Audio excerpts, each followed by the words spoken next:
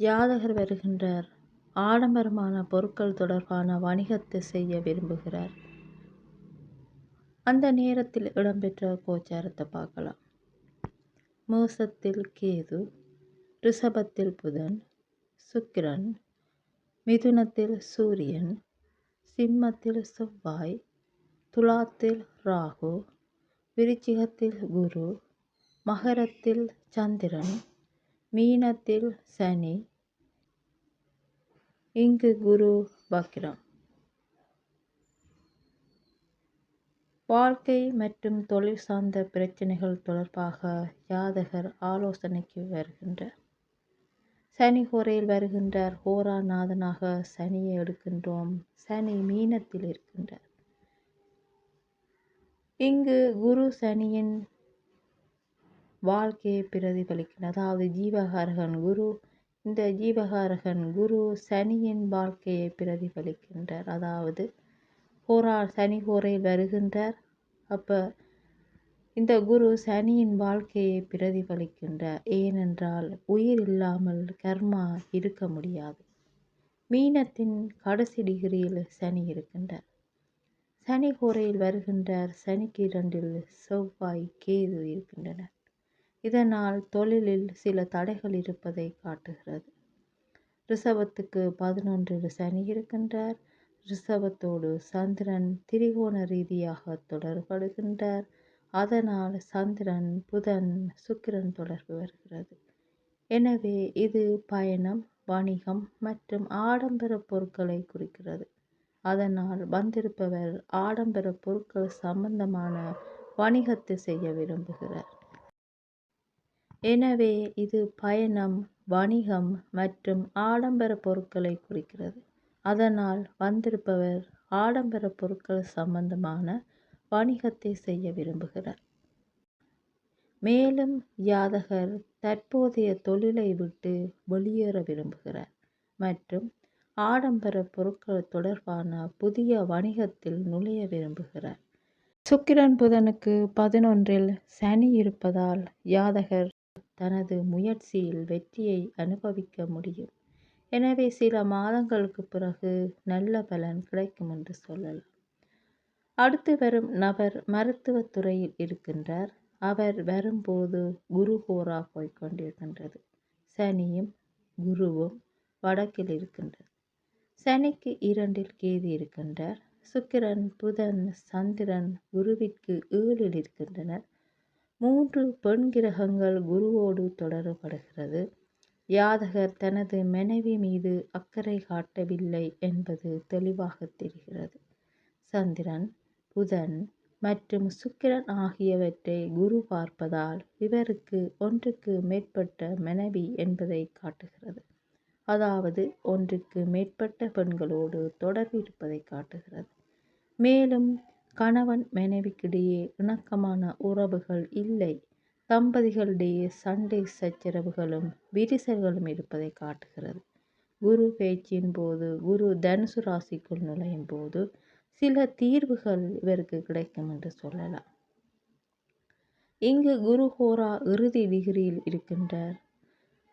அதற்கடுத்து செவ்வாய் ஹோரா தொடங்குகிறது. ஜாதகர் வேறு ஒரு தொழிலை எதிர்பார்க்கிறார். செவ்வாய் கேதுவோடு தொடர்படுகின்றார். சனிக்கு அடுத்து கிழக்கு திசையில் இருக்கின்றார்.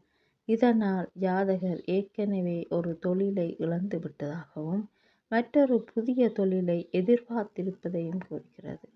நிதி மட்டுமன்றி நன்மையான காரணிகள் இல்லாத காரணத்தாலும் ஜாதகர் பாதிக்கப்பட்டுள்ளார். செவ்வாய்க்கு அடுத்து புதன், சுக்கிரன் மற்றும் சந்திரன் இருக்கின்றனர்.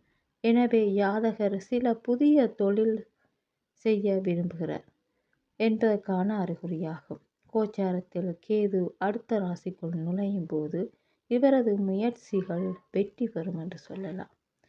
தொழில் சம்பந்தமாக இன்னொரு கேள்வி வருகிறது. அவர் வரும்போது சூரிய ஹோரா போய்கொண்டிருந்தது. ராகுவின் கட்டுப்பாட்டில் சூரியன் செவ்வாய்க்கு 11 இருக்கிறார்.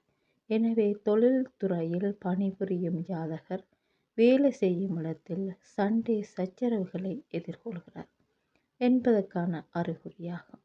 கோச்சாரத்தில் கேது அடுத்த ராசிக்குள் நுழையும் போது இவரது முயற்சிகள் வெற்றி பெறும் என்று சொல்லலாம். ஜாதகர் ஒரு வருடம் மற்றும் சில மாதங்களுக்கு பிறகு தொழிலில் நல்ல பலன்களை அனுபவிக்கிறார். மற்றொருவர் தொழில் முன்னேற்றம், பதவி போன்றவை குறித்து கேள்வி கேட்கின்றார். கேள்வி கேட்கும்போது சுக்கிரன் ஹோரா போய்கொண்டிருந்தது. சுக்கிரன் ரிஷபத்தில் கடைசி டிகிரியில் இருக்கின்றார். குருவின் பார்வையில் சுக்கிரன் இருக்கின்றார். சுக்கிரனுக்கு 2இல் சூரியன் இருக்கின்றார். குருவிற்கு 5இல் சனி இருக்கின்றார். இது தொழில் மூலம் நல்ல முன்னேற்றம், செழிப்பு இருப்பதை காட்டுகிறது. சூரியன் சுக்கிரனுக்கு 2ஆம் இடம் பதவி உயர்வுகளை காட்டுகிறது. குரு தனுசு ராசிக்கு மாறும்போது ஜாதகர் தொழிலில் நல்ல செழிப்பு மற்றும் பதவி உயர்வுகளை ஜாதகருக்கு கிடைக்கும் என்று சொல்லலாம். நிலம், பணம், வணிக வாழ்க்கை பற்றி மற்றொருவர் கேள்வி கேட்க வருகின்றார். புதன் ஹோரா போய்கொண்டிருந்தது. சந்திரன் புதனின் டிகிரியை கடந்து போய்கொண்டிருக்கிறது. இந்த ஜாதகர் ஆலோசனைக்கு வரும்போது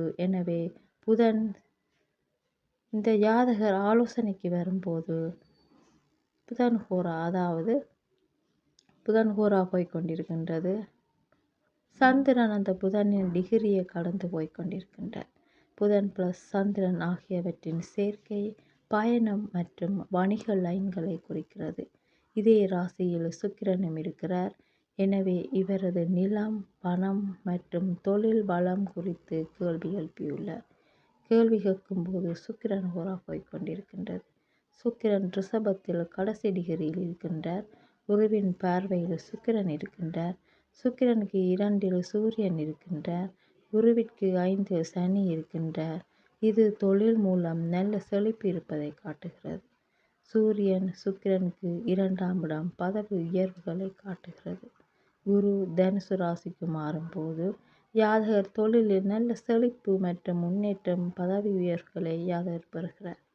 நிலம், பணம், வணிக வாழ்க்கை பற்றி மற்றொருவர் கேள்வி கேட்க வருகின்றார். குரு தனுசு ராசிக்கு மாறும்போது ஜாதகர் தொழிலில் நல்ல முன்னேற்றம் மற்றும் பதவி உயர்வுகளை பெறுகிறார் என்று சொல்லலாம்.